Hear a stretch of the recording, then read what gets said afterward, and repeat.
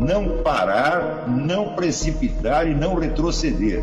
Então dizer para esse cara, sabe quando nós vamos parar? Nunca. Nunca na sua porca vida. Né?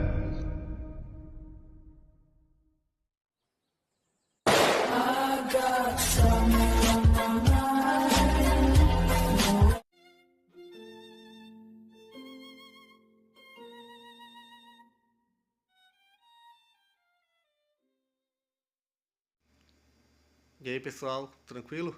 Então vem aqui antes do vídeo começar, pedir para vocês se inscreverem, quem não for inscrito, compartilhar, curtir, comentar. Quem puder seja membro do canal, que isso ajuda bastante. Tem também o link do Apoia-se.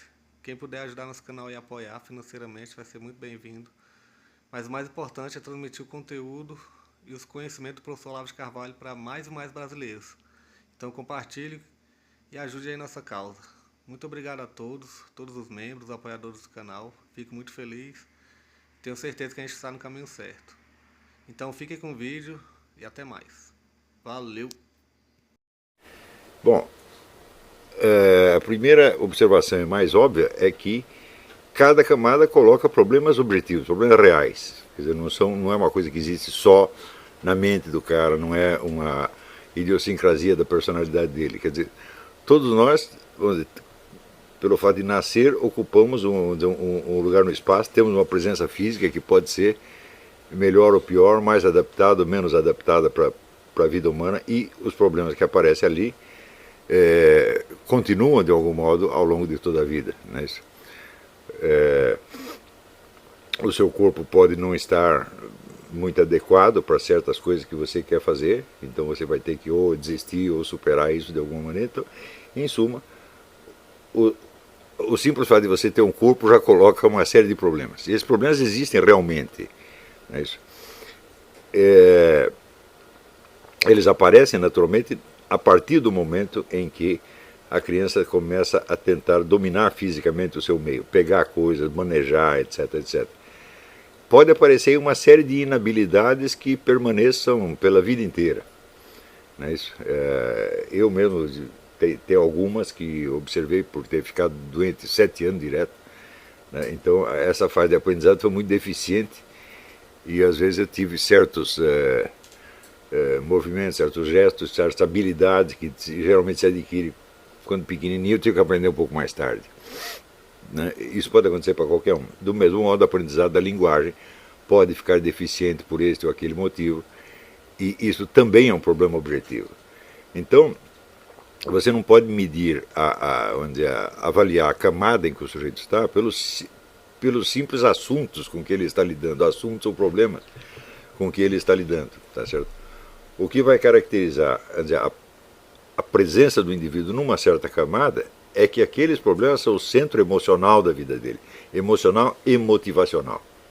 Não é isso? Por exemplo, as pessoas imaginam que para passar de uma camada para outra, você tem que resolver todos os problemas daquela camada. Isso é impossível. Eles sempre permanecem. Não é isso? Então, permanece o problema e permanecem carências. Elas podem permanecer pela vida inteira, tá certo? Só que, se a camada foi transposta no tempo devido e da maneira devida, isso não será o centro emocional da pessoa. Será apenas um problema que ele tem que resolver, entre outros.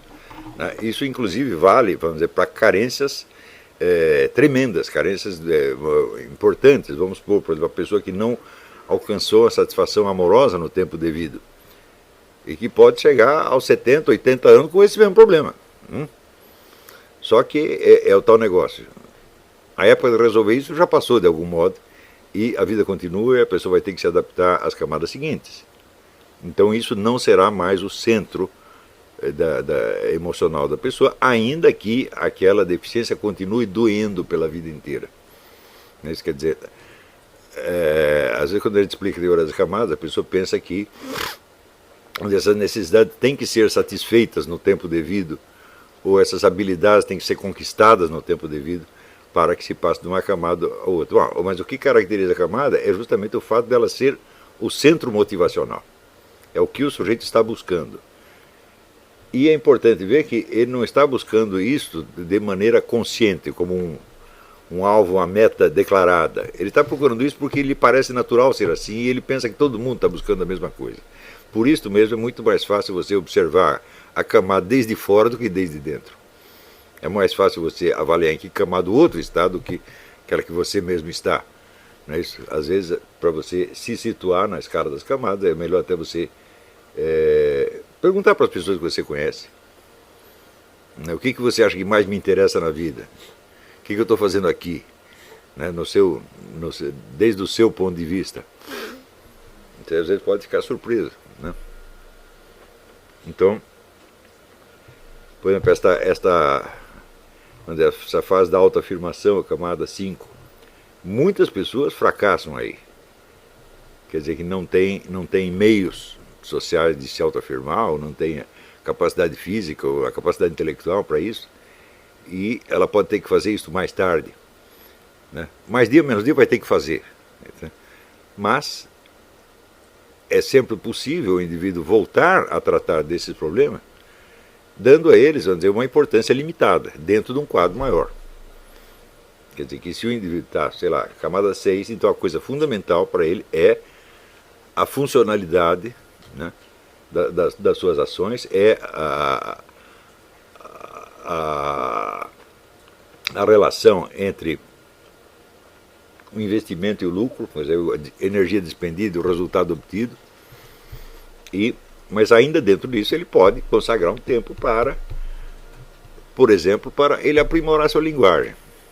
Eu já falei muitas vezes que no Brasil todo mundo que tem abaixo de 50 anos aprendeu a ler muito mal, a ler e escrever muito mal. E eu reparo que mesmo os meus melhores alunos, os caras que mais estudam, mais inteligentes, cometem erros de gramática brutais.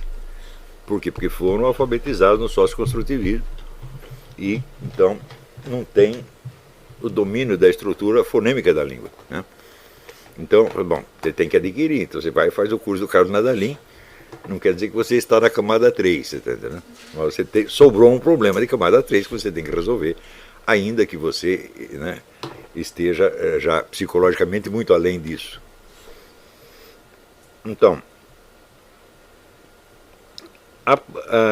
o indivíduo fixa numa camada durante algum tempo, porque aquilo é realmente um problema novo e que ele não domina. Não é que ele não domina objetivamente, não, ele não domina subjetivamente. Quer dizer, ele não sente que domina, ele tem medo daquilo. Então, por exemplo, toda a rede de comunicações, você vê por que todo mundo, a maior parte das pessoas tem medo de falar em público. É um problema de camada 3, evidentemente. Né?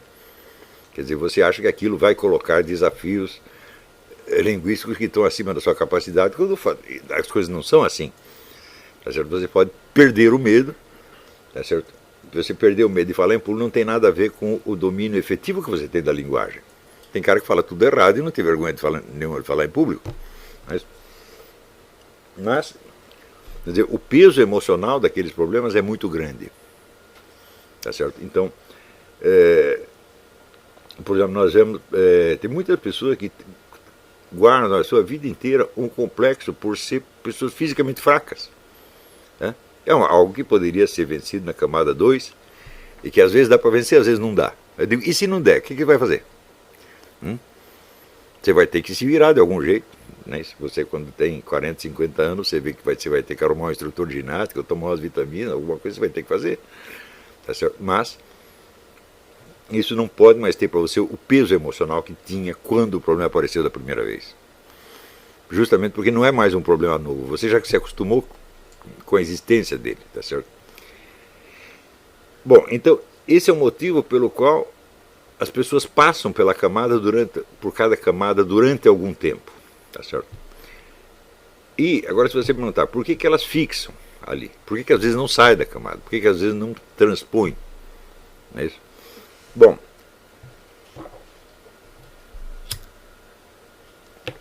o primeiro motivo é que a pessoa não sabe que é possível passar.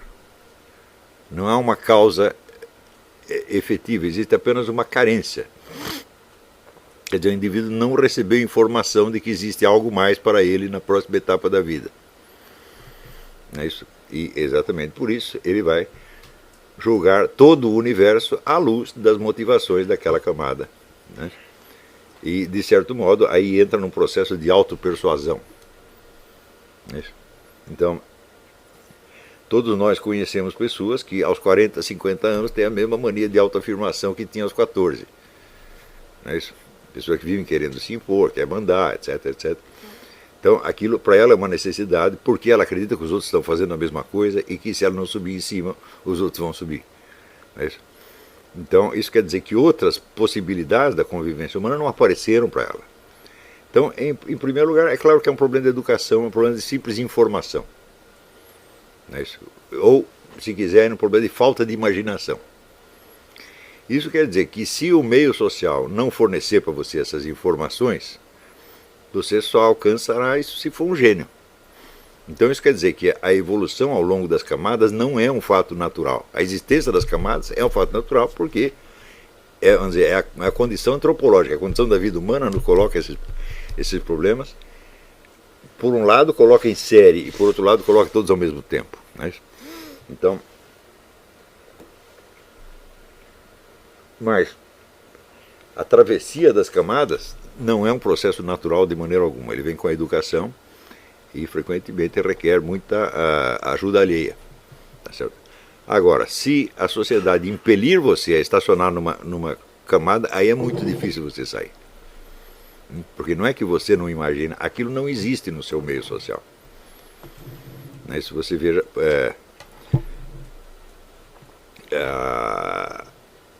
eu reparo, por exemplo, que quando o Pedro colocou no YouTube aquele vídeo dele matando urso, né, o número de pessoas que ficaram absolutamente horrorizadas, né, foi muito grande. Então são pessoas que têm medo dessas coisas.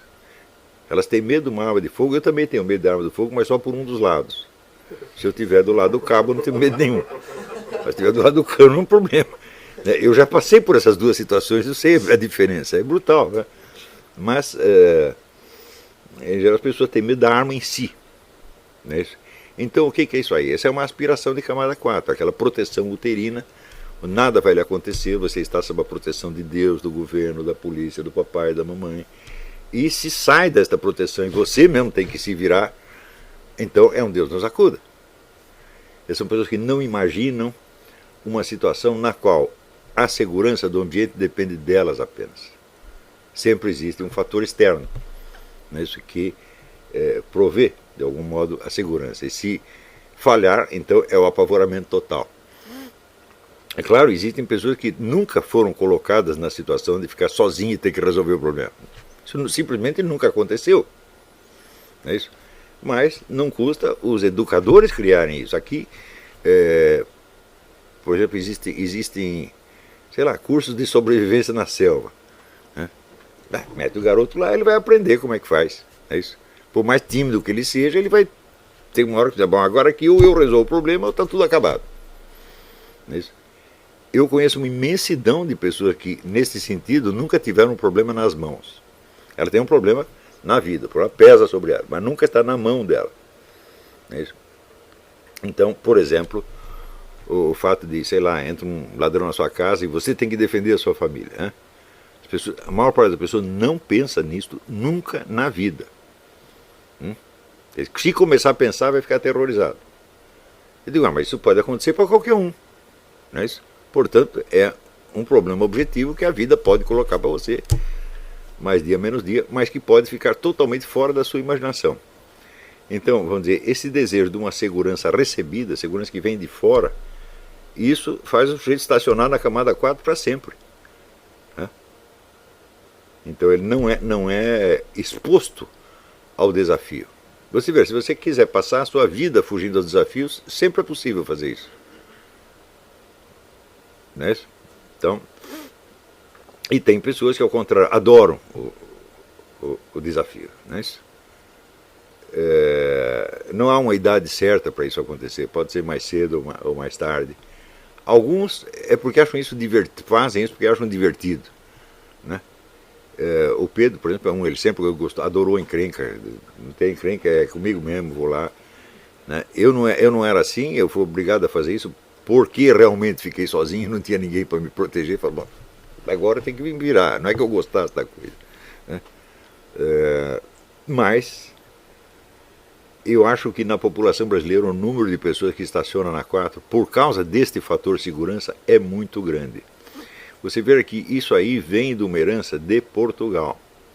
Você não pode esquecer que Portugal esteve durante 8 séculos sob guerras entre cristãos e muçulmanos. E às vezes o muçulmano avançava e dominava o território, daí vinham os cristãos, tiravam eles de lá. Eu digo, e o povinho de baixo, como é que fazia? Quem que ele ia obedecer? Não é isso? Então, quer dizer, um certo temor que induz o indivíduo a se adaptar a qualquer autoridade do momento é algo que nós trouxemos de algum modo da herança portuguesa. Né? O respeito excessivo pelo governo, né? A famosa cena do Vidas Secas, em que o Fabiano encontra um soldado que tinha agredido ele, e ele depois encontra o soldado sozinho. O soldado é metade do tamanho dele, mas ele vê que o soldado está fardado, ele pensa aí, governo é governo. Né? A gente vê que esta atitude de você esperar da autoridade isto ou aquilo, isso está muito arraigado na sociedade brasileira. As pessoas não têm iniciativa própria, não imaginam que certos problemas, né, sei lá, tem um buraco aí no meio da rua, o governo tem que vir tampar. Fala, por que o governo? Você não pega uma pá e vai lá tampar. Né? Isso faz parte da sociedade e isso é um fator que aprisiona as pessoas na camada 4, criando então uma infinidade de outros problemas, porque você pode estacionar na camada o tempo que você quiser, mas a vida não vai ficar esperando você resolver os problemas todos daquela camada. Quer dizer, você alcançar, vamos dizer, por exemplo, a segurança, o senso de proteção, né, que faça você se sentir permanentemente em paz. Isso não existe. É claro que não existe na vida humana. Tem momentos onde você se sente perfeitamente seguro e outros momentos você sente que está no mato sem cachorro. Isso é assim para todos. Né? Mas o indivíduo pode achar que isso não é assim, que isso está sendo assim só com ele. Os outros estão protegidos, os outros têm todos, né, toda a segurança necessária, é só ele que não conseguiu e ele continua se esforçando para conseguir aquilo o resto da vida. Né? Então, o primeiro fator que impede a travessia normal das camadas é um fator de ordem cultural. Não é isso? Então, quando você toma consciência de possibilidades que estão adiante, você vai se enfrentar então com uma segunda questão. Quando você passa de camada, você fica desajustado em relação às pessoas que estão na camada anterior. Não é isso? Se você está, por exemplo, no país dos coitadinhos, onde está todo mundo procurando proteção, e você decide você mesmo se virar e fazer acontecer, você vai ser considerado um chato, agressivo, perigoso. É isso? E daí é aquele negócio, não vão te chamar mais de meu fofinho. Né? Então, isto é uma pressão tremenda sobre a psique e é um tremendo desestímulo. Não é isso? Em outros casos, você pode ter, vamos dizer, na adequação à camada 6, os problemas que surgem na sociedade brasileira são tremendos. Eu me lembro, por exemplo, quando eu entrei no jornalismo, eu era muito novinho, eu sempre cheguei atrasado em tudo. Eu entrei na vida, o Milor Fernandes que dizia assim, Milor Fernandes nasceu no Rio de Janeiro aos 8 anos de idade. Mas no meu caso é verdade, eu nasci aos 8 anos de idade mesmo. Até lá eu era um bebê, não sabia de coisa nenhuma. Né? Então eu fico sabendo das coisas um pouco tarde. Então quando eu fui trabalhar no jornalismo, eu não tinha dificuldade com a língua, porque eu dominava a língua portuguesa, melhor até do que os colegas, isso aí não era problema. Só que eu não sabia nada da vida, não tinha malícia, não tinha nada. E aos poucos eu fui percebendo que havia um estímulo à desonestidade e à ineficiência. A ideia ali era a seguinte, trabalhar o mínimo possível e tentar ganhar o máximo de dinheiro. Isso era ética da profissão jornalística na época que eu entrei. Não sei como está hoje, mas eu não acredito que tenha mudado muito. Então, por exemplo, se o jornal manda você fazer uma viagem, você tem a obrigação de superfaturar as despesas, porque senão você está sacaneando os seus colegas. Se você põe uma despesa a menos, né, exatinha, então eles vão cobrar a mesma coisa do próximo, então você está sacaneando os colegas. Então você tem uma dupla lealdade.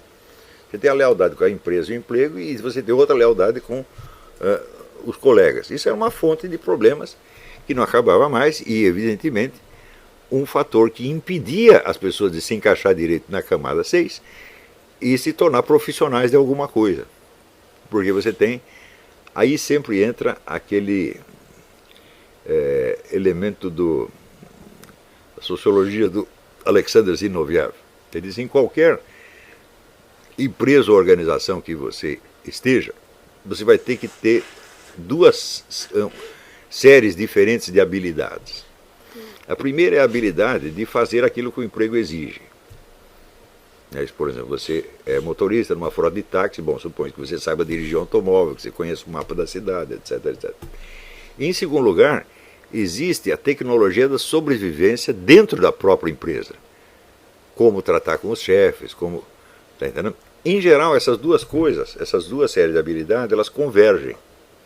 Mas e quando divergem? Quando divergem, significa que a conquista de uma atitude racional e produtiva perante a vida se torna impossível. A não ser que você seja um gênio, você tem uma inteligência a mais e você inventa, então, uma adaptação. Não é isso? Em primeiro lugar, porque você não vai ter o modelo da eficiência. Você vê que está numa situação onde todo mundo está enganando todo mundo, não para fazer o serviço, mas precisamente para não fazê-lo. Não é isso? Você vê que isso também não acontece só no jornalismo. Eu aprendi ali, mas você vê isso um pouco em toda parte na sociedade brasileira.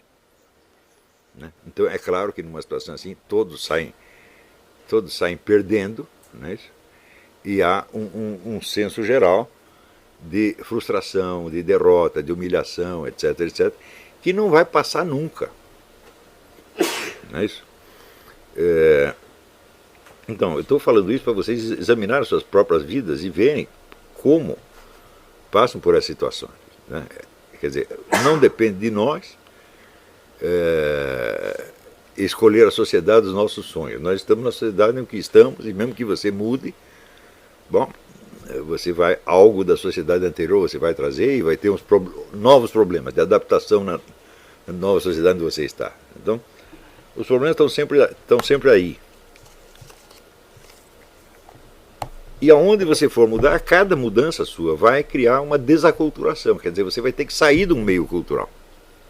Sair, pelo menos mentalmente. Não depender mais do julgamento daquelas pessoas. Isso que pode criar uma situação conflitiva ou uma situação de camuflagem, onde você vai agir de uma outra maneira que você entendeu que é necessário, mas você vai ter que camuflar, dá a impressão que você está fazendo outra coisa. Não é isso? Então, por exemplo, no Brasil, se você adquire muita cultura, você é obrigado a fingir que não tem cultura nenhuma, senão você não é aceito no meio. É um problema.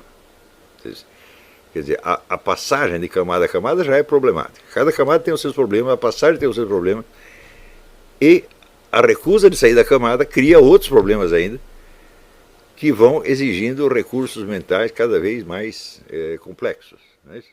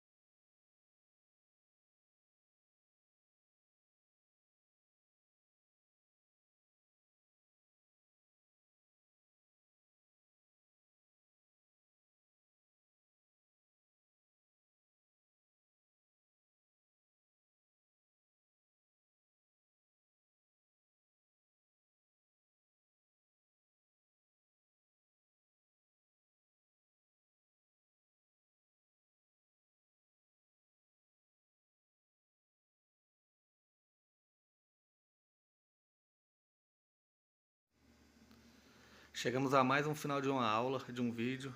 Espero que tenham gostado. Quem não se inscreveu ainda, se inscreva, compartilhe, comente. Ajude o nosso canal, apoie, seja membro. E ajude o nosso canal a chegar a cada dia a mais brasileiros que precisam muito do conhecimento do professor Olavo de Carvalho. Então é isso aí, fique com Deus, até o próximo. Valeu! Então é isso aí, pessoal. Que é o nosso canal.